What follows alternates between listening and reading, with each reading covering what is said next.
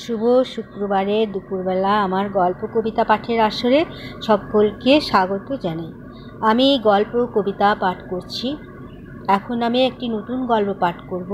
গজেন্দ্র কুমার মিত্রের লেখা সত্যিকারের গল্প।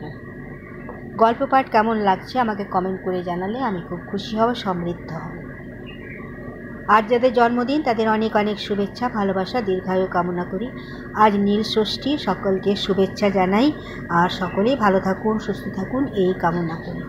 তাহলে চলে আসুন আমরা গল্প পাঠ শ্রবণ করি। সত্যিকারের গল্প, গজেন্দ্র কুমার মিত্রের লেখা।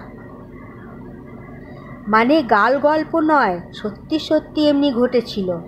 অনেক দিন, প্রায় 200 বছর আগের কথা। পারস্য দেশ, এখন যাকে ইরান বলা হয়, সেখানে হলমেহি বলে একটি অনাথ মেয়ে ছিল। মেয়েটি জ্ঞান হয়ে অবধি কখনো বাবাকে দেখেনি। সে জানতো তার বাবা মারা গেছেন তার শৈশবে, কিন্তু হঠাৎ একদিন সে শুনলে যে তার বাবা এখনও বেঁচে আছেন। 15 বছর আগে দেশে যখন রাষ্ট্র বিপ্লব হয়, তখন তিনি যে পক্ষের হয়ে যুদ্ধ করেছিলেন সে পক্ষ পরাজিত হয় এবং তিনি হন বন্দী।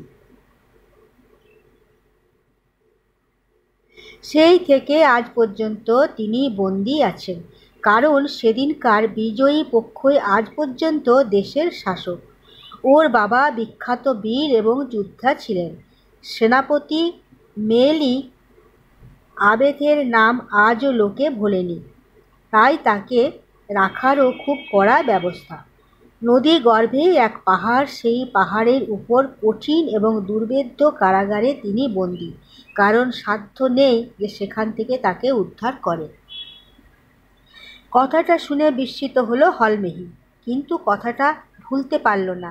তার না দেখা বাবার বীর মূর্তি কল্পনায় চোখের সামনে ভাসতে লাগলো দিন রাত। অমন বাবা তাকে সে দেখতে পাবে না। অবশেষে সে এক মহা দুঃসাহসিক সংকল্প গ্রহণ করলে। কেউ যা পারেনি সে তাই করবে, বাবাকে ফিরিয়ে আনবে। ওর মা ছিলেন না, ছিলেন এক বুড়ি মাসি। তাকেই একদিন সে বললে, মাসি আমি চললুম। সে কি, একা মেয়ে ছেলে, কোথায় যাবি রে? কোথাও যাব তা এখন জানাবো না, তবে সে দূর দেশ, দুর্গম সে পথ। কেমন করে যাবি? সঙ্গে কে যাবে? যাব যেমন করে পারি।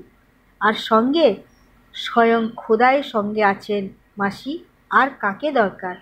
মাসি অনেক বোঝালেন পাড়ার লোকেরাও, কিন্তু কারোর কথাই শুনল না সে।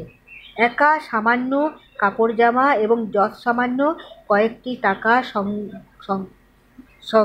সম্বল করে একদিন সে বেরিয়ে পড়ল পথে।